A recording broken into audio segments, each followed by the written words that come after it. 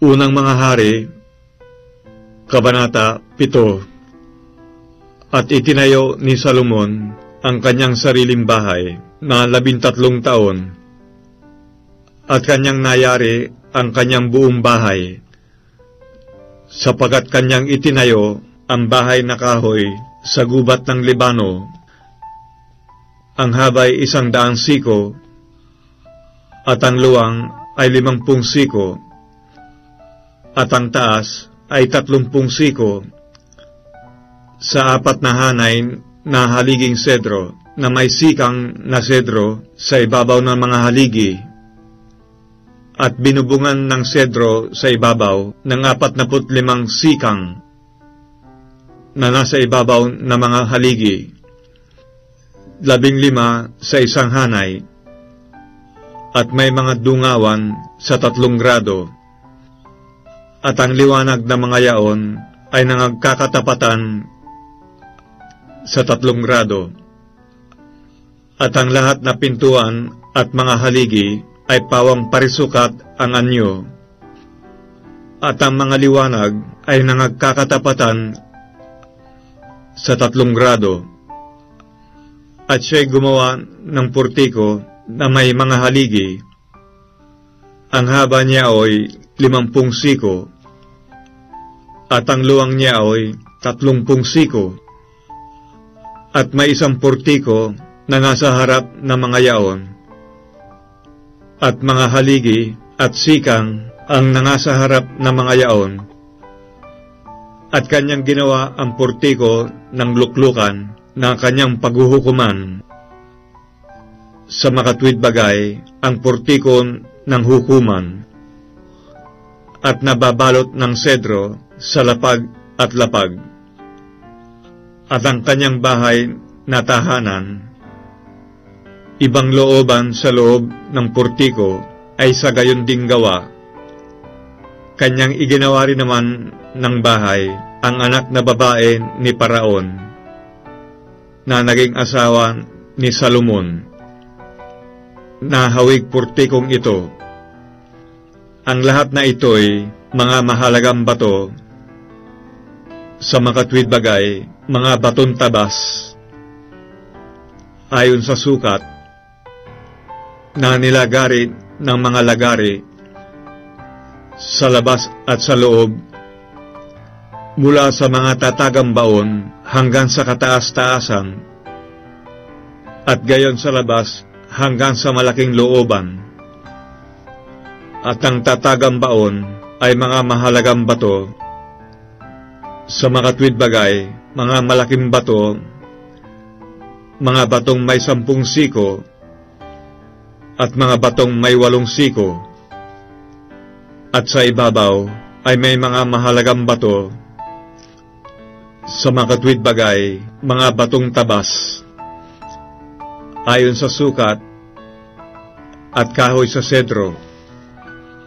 At ang malaking looban sa palibot ay may 3 hanay ng batong tabas, at isang hanay na sikang na sedro, gaya ng pinagkaloob ng looban ng bahay ng Panginoon, at ng portiko ng bahay. At nagsugo ang Haring Salomon, at ipinasundo si Hiram sa Tiro. Siya'y anak ng isang babaeng bao sa lipi ni Neptali, at ang kanyang ama ay lalaking taga-Tiro, na manggagawa sa tanso, at siya'y puspos ng karunungan, at katalinuhan, at kabihasahan, upang gumawa ng lahat na gawain sa tanso. At siya'y naparoon sa Haring Salomon, at ginawa ang lahat niyang gawain, sapagkat kanyang tinabas ang 2 haligi na tanso, na may 18 siko ang taas ng bawat isa, at isang panukat na pisi na may 12 siko ay may palilibid sa bilog ng alinman sa bawat isa. At siya'y gumawa ng 2 kapitel na binubong tanso, upang ilagay sa mga dulo ng mga haligi. Ang taas ng isang kapitel ay 5 siko at ang taas ng kabilang kapitel ay 5 siko. May mga yaring nilambat at mga tinirintas na yaring tanikala na ukol sa mga kapitel na nasa dulo ng mga haligi. 7 sa isang kapitel at 7 sa kabilang kapitel. Gayon ginawa niya ang mga haligi at mayroong 2 hanay sa palibot ng isang yaring lambat upang takpan ang mga kapitel na nasa dulo ng mga haligi. At gayon ang ginawa niya sa kabilang kapitel. At ang mga kapitel na nasa dulo ng mga haligi sa portiko ay mga yaring dila na 4 na siko. At may mga kapitel naman sa dulo ng 2 haligi na malapit sa pinakatiyan na nasa siping ng yaring lambat. At ang mga granada ay 200 na nahahanay sa palibot sa 2 kapitel. At kanyang itinayo ang mga haligi sa portiko ng templo. At kanyang itinayo ang kanang haligi at pinangalanang Hakin. At kanyang itinayo ang kaliwang haligi at pinangalanang Boas. At sa dulo ng mga haligi ay may mga yaring lila. Sa gayoy, ang gawain sa mga haligi ay nayari. At kanyang ginawa ang binubong dagat-dagatan na may 10 siko mula sa labit-labi na lubos na mabilog. At ang taas ay 5 siko at isang panukat na pisi na may 30 siko ang may palilibid sa palibot. At sa ilalim ng labi sa paligid ay may mga kulukuti sa palibot na 10 sa bawat siko na nakalibid sa dagat-dagatan sa palibot. Ang mga kulukuti ay 2 hanay na binubo ng bubuin ang binubong dagat-dagatan. Nakapatong ang dagat-dagatan sa 12 baka. Ang 3 nakaharap sa dakong hilagaan. Ang 3 nakaharap sa dakong kalunuran. Ang 3 nakaharap sa dakong timugan. At ang 3 nakaharap sa dakong silanganan. At ang dagat-dagatan ay napapatong sa mga yaon.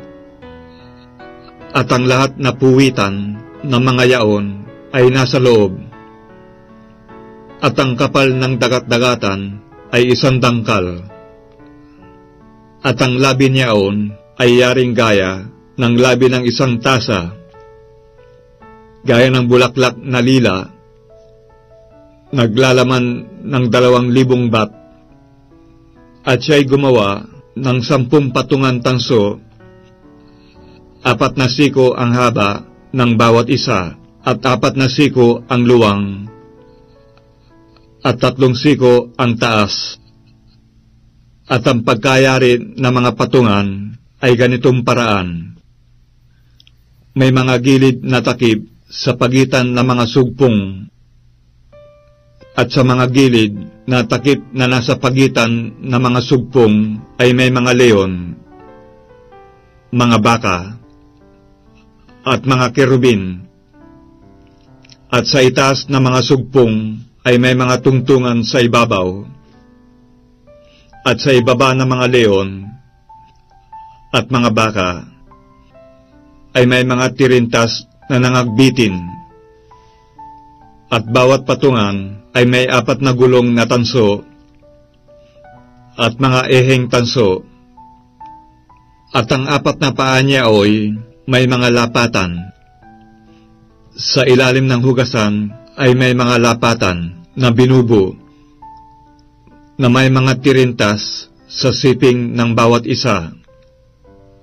At ang bunganga niyaong nasa loob ng kapitel at ang taas ay may isang siko, at ang bunganga niya ay mabilog ayon sa pagkayari ng tungtungan, na may isang sikot kalahati, at sa bunganga naman niya ay may mga ukit, at ang mga gilid na mga yaon ay parisukat, hindi mabilog, at ang apat na gulong ay nasa ibaba ng mga gilid, at ang mga eheng mga gulong ay nasa patungan, at ang taas ng bawat gulong ay isang siko at kalahati, at ang paggawa ng mga gulong ay gaya ng paggawa ng mga gulong ng karo.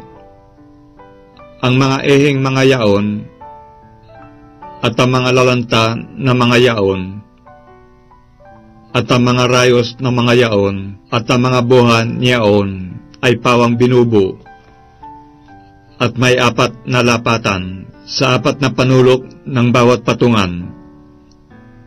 Ang mga lapatan ay kaputol ng patungan, at sa ibabaw ng patungan ay may isang nakababakod na mabilog na may kalahating siko ang taas, at sa ibabaw ng patungay nandoon ang mga panghawak, at ang mga gilid ay kaputol niyaon, at sa mga lamina ng mga panghawak niyaon at sa mga gilid niyaon ay kanyang inukitan ng mga kirubin, mga leon, at mga puno ng palma ayon sa pagitan ng bawat isa, na may mga tirintas sa palibot.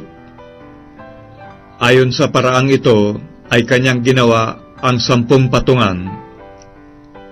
Lahat ng yaon ay iisa ang pagkabubo, iisa ang sukat, at iisa ang anyo. At siya'y gumawa ng 10 hugasang tanso. Isang hugasan ay naglalaman ng 40 bat, at bawat hugasan ay may 4 na siko, at sa bawat isa sa 10 patungan ay isang hugasan. At kanyang inilagay ang mga patungan, 5 sa kanang tagiliran ng bahay, at 5 sa kaliwang tagiliran ng bahay. At kanyang inilagay ang dagat-dagatan sa tagiliran kanan ng bahay, sa dakong silanganan, na dakong timugan. At ginawa ni Hiram ang mga hugasan, at ang mga pala, at ang mga mangkok. Gayon tinapos gawin ni Hiram ang lahat na gawa na kanyang ginawa sa Haring Salomon sa bahay ng Panginoon. Ang 2 haligi at ang 2 kabilugan sa paligid ng mga kapitel na nasa dulo ng mga haligi, at ang 2 yaring lambat na nakaligid sa 2 kabilugan ng mga kapitel na nasa dulo ng mga haligi, at ang 400 granada sa 2 yaring lambat, ang 2 hanay na granada sa bawat yaring lambat, upang makaligid sa 2 kabilugan ng mga kapitel na nasa dulo ng mga haligi, at ang 10 patungan, at ang 10 hugasan sa ibabaw ng mga patungan, at ang 1 dagat-dagatan, at ang 12 baka sa ilalim ng dagat-dagatan, at ang mga palyok, at ang mga pala, at ang mga mangkok. Sa makatwid bagay, lahat ng kasangkapang ito na ginawa ni Hiram sa Haring Salomon sa bahay ng Panginoon ay pawantansong binuli.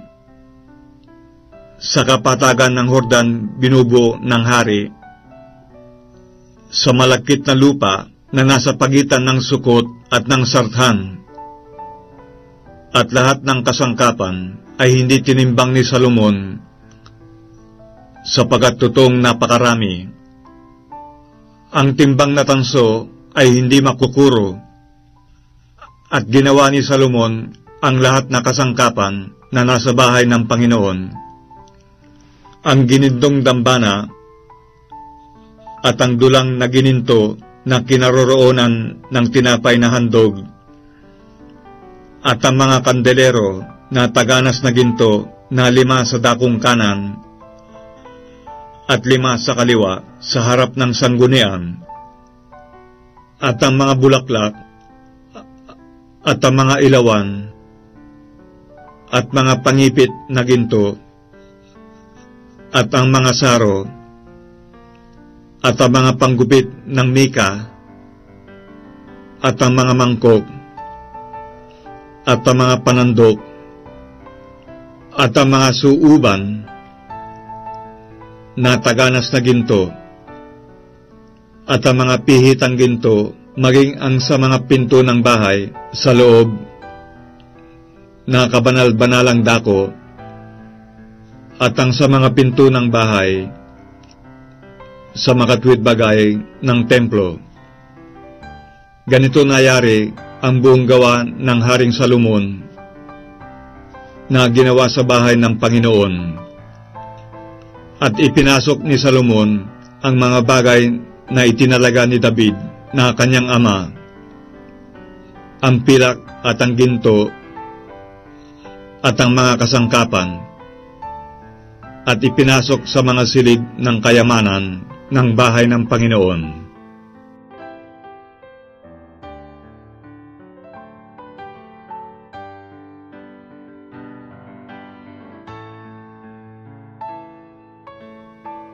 Unang Mga Hari, Kabanata 8. Nang magkagayoy, pinisa ni Salomon ang mga matanda ng Israel at ang lahat na pangulo sa mga lipi, ang mga prinsipe sa mga sambahayan ng mga magulang ng mga anak ni Israel, sa Haring Salomon sa Jerusalem, upang iahon ang kaban ng tipan ng Panginoon mula sa bayan ni David na siyang Sion. At ang lahat na lalaki sa Israel ay nagpisan kay Haring Salomon sa kapistahan sa buwan ng Etanim na siyang 7 buwan. At ang lahat na matanda sa Israel ay naparoon. At binuhat ng mga saserdote ang kaban, at kanilang inihahon ang kaban ng Panginoon at ang tabernakulo ng kapisanan at ang lahat na banal na kasangkapan na nasa tolda. Iniahon nga ang mga ito ng mga saserdote at ng mga Levita. At ang Haring Salomon at ang buong kapulungan ng Israel na nangagpisan sa kanya ay mga kasama niya sa harap ng kaban na naghahain ng mga tupa at mga baka na di masasaysay o mabibilang man dahil sa karamihan. At ipinasok ng mga saserdote ang kaban ng tipan ng Panginoon sa karoroonan sa loob ng sanggunian ng bahay, sa kabanal-banalang dako, sa ilalim ng mga pakpak ng mga kerubin, sapagkat nangakakuba ang mga pakpak ng mga kerubin sa dako ng kaban, at ang mga kerubin ay nagbibigay kanlong sa kaban at sa mga pingga niyaon sa ibabaw. At ang mga pingga ay nangapakahaba na ang mga dulo ng mga pingga ay nakikita mula sa dakong banal sa harap ng sanggunian, ngunit hindi nakikita sa labas. At nandoon hanggang sa araw na ito, walang anumang bagay sa kaban liban sa 2 tapyas na bato na inilagay ni Moises doon sa Horeb, nang ang Panginoon ay makipagtipan sa mga anak ni Israel nang sila'y lumabas sa lupay ng Ehipto. At nangyari nang ang mga saserdote ay magsilabas sa dakong banal na napuno ng ulap ang bahay ng Panginoon, na anupat ang mga saserdote ay hindi makatayo upang mga siwa dahil sa ulap, sapagkat napuno ng kaluwalhatian ng Panginoon ang bahay ng Panginoon. Nang magkagayoy, nagsalita si Salomon. Ang Panginooy nagsabi na siya'y tatahan sa salimuot na kadiliman. Tunay na ipinagtayo kita ng isang bahay na tahanan, ng isang dako upang iyong tahanan magpakailanman. At ipinihit ng hari ang kanyang mukha at binasbasan ang buong kapisanan ng Israel. At ang buong kapisanan ng Israel ay tumayo.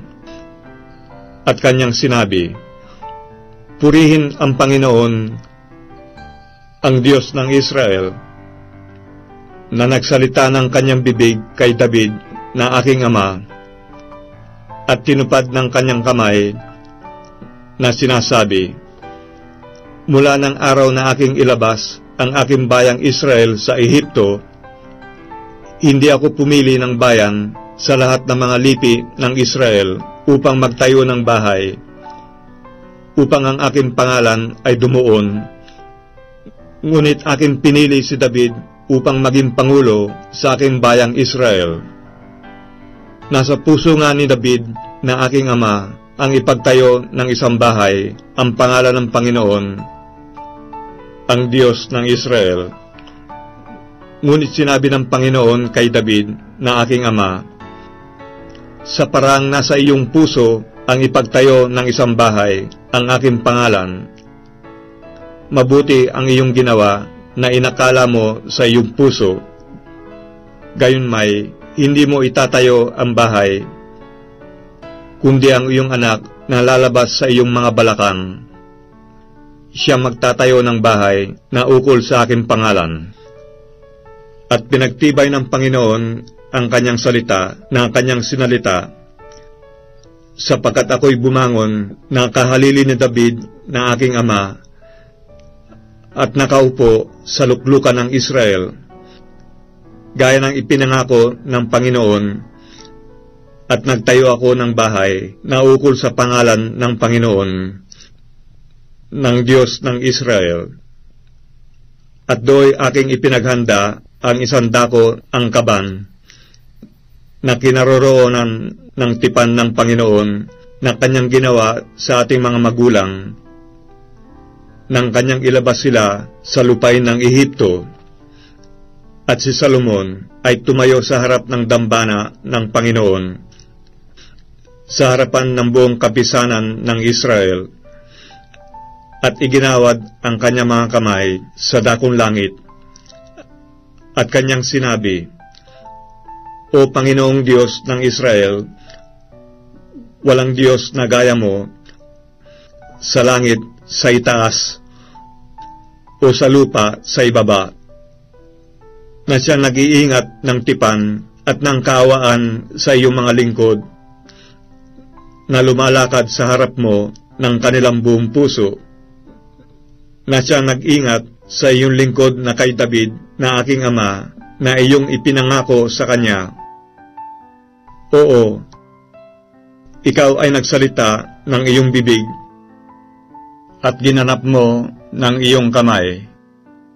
Gaya sa araw na ito, ngayon nga, O Panginoon, na Diyos ng Israel, tuparin mo sa iyong lingkod na kay David na aking ama ang iyong ipinangako sa kanya, na iyong sinasabi, hindi magkukulang sa iyo ng lalaki sa aking paningin, na uupo sa luklukan ng Israel, kung ang iyong mga anak lamang ay magsisipag-ingat ng kanilang lakad, na magsisilakad sa harap ko na gaya ng inilakad mo sa harap ko.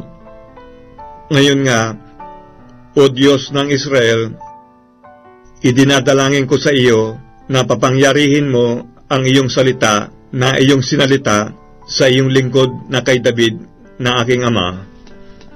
Ngunit katotohanan bang tatahan ang Diyos sa lupa? Narito, sa langit at sa langit na mga langit ay hindi ka magkasya. Gaano pa sa bahay na ito na aking itinayo, gayon may iyong pakundaganan ang dalangin ng iyong lingkod at ang kanyang pamanhig, o Panginoong kong Diyos, na dinggin ang daing at dalangin na idinadalangin ng iyong lingkod sa harap mo sa araw na ito, na anupat ang iyong mga mata ay idilat sa dako ng bahay na ito gabi at araw, sa dakong iyong sinabi, ang aking pangalan ay doroon, upang dinggin ang panalangin na idadalangin ng iyong lingkod sa dakong ito, at dinggin mo ang pamanhik ng iyong lingkod at ng iyong bayang Israel pagka sila'y mananalangin sa dakong ito. Oo, dinggin mo sa langit na iyong tahanang dako, at pagka iyong narinig, patawarin mo. Kung ang isang tao ay magkasala laban sa kanyang kapwa, at papanumpain siya upang siya'y sumumpa, at siya'y pumarito at manumpa sa harap ng iyong dambana sa bahay na ito, dinggin mo nga sa langit at iyong gawin, at hatulan mo ang iyong mga lingkod, na iyong parusahan ang masama, upang iyong dalhin ang kanyang lakad sa kanyang sariling ulo, at ariing ganap ang matuwid, upang bigyan siya ng ayon sa kanyang katuwiran.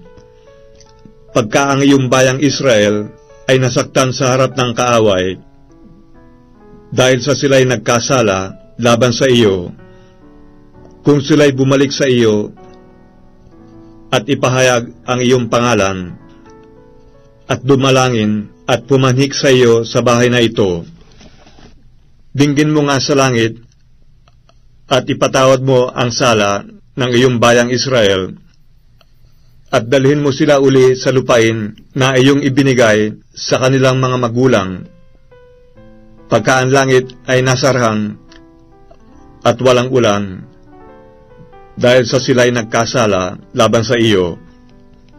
Kung sila'y dumalangin sa dakong ito at ibahayag ang iyong pangalan at talikdan ang kanilang kasalanan, pagka iyong pinighati sila, dinggin mo nga sa langit at ipatawad mo ang sala ng iyong mga lingkod at ng iyong bayang Israel, pagka iyong tuturuan sila ng mabuting daan na kanilang dapat lakaran, at paulanan mo ang iyong lupain na iyong ibinigay sa iyong bayan na pinakamana. Kung magkaroon ng kagutom sa lupain, kung magkaroon ng salot, kung magkaroon ng pagkakatuyot o amag, balang o tipaklong, kung kulungin sila ng kanilang kaaway sa lupain ng kanilang mga bayan, anumang salot, anumang sakit na magkaroon, anumang dalangin at pamanhik na gawin ng sinumang tao o ng iyong buong bayang Israel, na makikilala ng bawat tao ang salot sa kanyang sariling puso, at iuunat ang kanyang mga kamay sa dako ng bahay na ito, dinggin mo nga sa langit na iyong tahanang dako, at ikaw ay magpatawad at gumawa, at gumanti ka sa bawat tao ayon sa lahat niyang mga lakad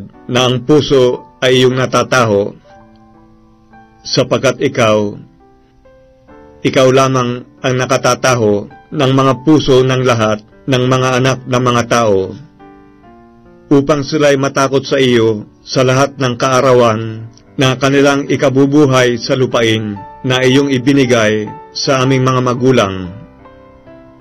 Bukod dito'y tungkol sa taga-ibang lupa na hindi sa iyong bayang Israel, pagka siya'y magbubuhat sa isang malayong lupain dahil sa iyong pangalan, sapagkat kanilang nababalitaan ang iyong dakilang pangalan at ang iyong makapangyarihang kamay at ang iyong unat na bisig, pagka siya'y paririto at dadalangin sa dako ng bahay na ito.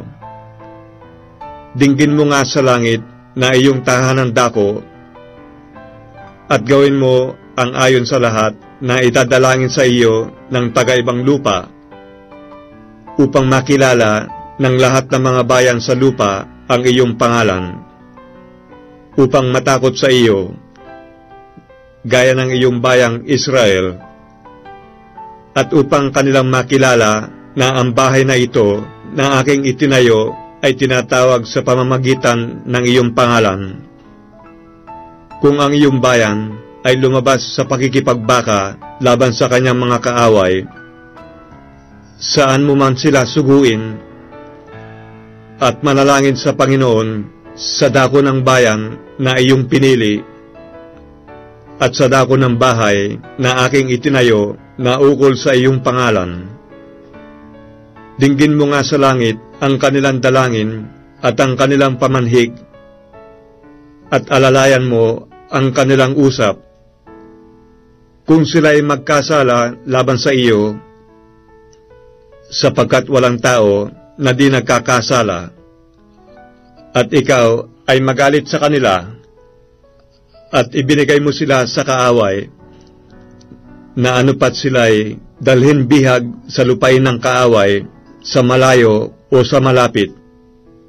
Gayunmay, kung sila'y magbulay sa kanilang sarili sa lupain na pagdadalhang bihag sa kanila, at magbalik loob, at mamanhik sa iyo sa lupain pinagdalhan sa kanila na bihag, na magsabi, kami ay nagkasala, at kami ay gumawa ng kalikuan, kami ay gumawa ng kasamaan.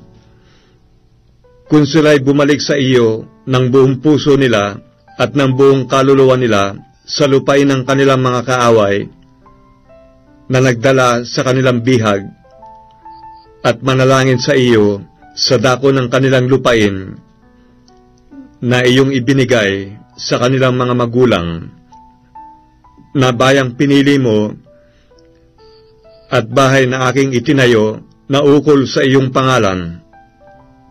Dinggin mo nga ang kanilang dalangin at ang kanilang pamanhik sa langit na iyong tahanang dako, at alalayan mo ang kanilang usap, at patawarin mo ang iyong bayan na nagkasala laban sa iyo, at ang lahat nilang pagsalangsang na kanilang isinalangsang laban sa iyo, at mahabag ka sa kanila sa harap niyaong mga nagdalang bihag sa kanila, upang sila'y mahabag sa kanila, sapagkat sila'y iyong bayan at iyong mana, na iyong inilabas sa Ehipto sa gitna ng hurnong bakal, upang ang iyong mga matay madilat sa dalangin ng iyong lingkod, at sa dalangin ng iyong bayang Israel, upang iyong dinggin sila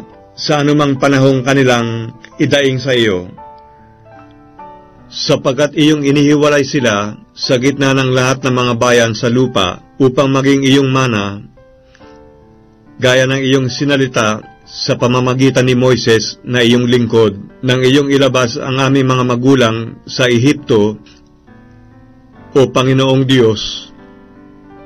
At nangyari na pagkatapos ni Salomon na makapanalangin nitong lahat na dalangin at pamanhik sa Panginoon, siya'y tumindig mula sa harap ng dambana ng Panginoon, sa pagkaluhod ng kanyang mga tuhod, na ang kanyang mga kamay ay nakagawad sa dakong langit, at siya'y tumayo at binasbasan ang buong kapisanan ng Israel ng malakas na tinig, na sinasabi, purihin ang Panginoon na nagbigay kapahingahan sa kanyang bayang Israel, ayon sa lahat na kanyang ipinangako.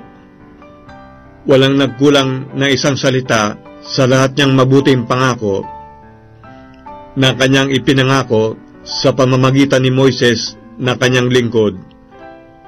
Sumaati nawa ang Panginoon nating Diyos kung paanong siya'y sumaating mga magulang, huwag niya tayong iwan o pabayaan man, upang kanyang ihilig ang ating mga puso sa kanya, upang magsilakad sa lahat ng kanyang mga daan, at ingatan ang kanyang mga utos, at ang kanyang mga palatuntunan, at ang kanyang mga kahatulan, na kanyang iniutos sa ating mga magulang.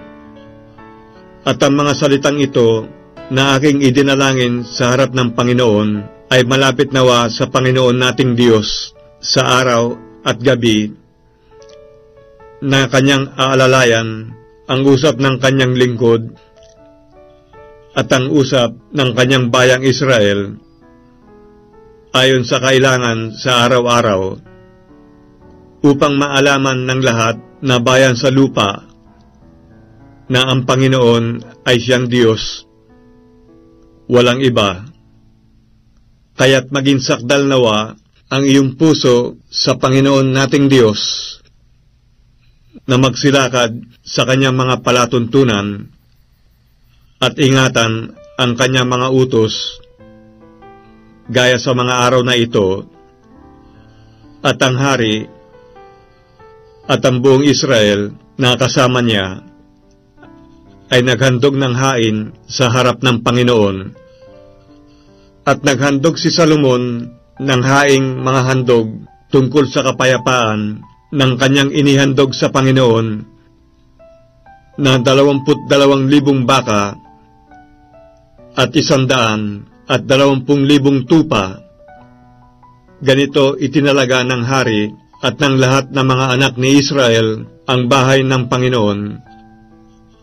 Nang araw ding yaon ay pinapaging banal ng hari ang gitna ng looban na nasa harap ng bahay ng Panginoon, sapagkat doon niya inihandog ang handog na susunugin, at ang handog na harina, at ang taba ng mga handog tungkol sa kapayapaan, sapagkat ang tansong dambana na nasa harap ng Panginoon ay totoong maliit na hindi magkasya roon ang handog na susunugin, at ang handog na harina, at ang taba ng mga handog tungkol sa kapayapaan.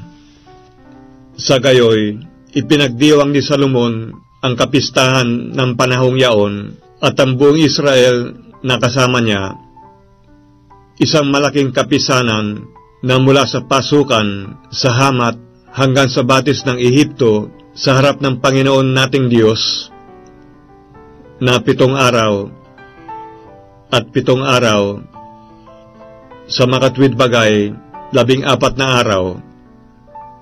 Nang 8 araw ay kanyang pinapagpaalam ang bayan at kanilang pinuri ang hari, at naparoon sa kanilang mga tolda na galak at may masayang puso dahil sa lahat na kabutihan na ipinakita ng Panginoon kay David na kanyang lingkod at sa Israel na kanyang bayan.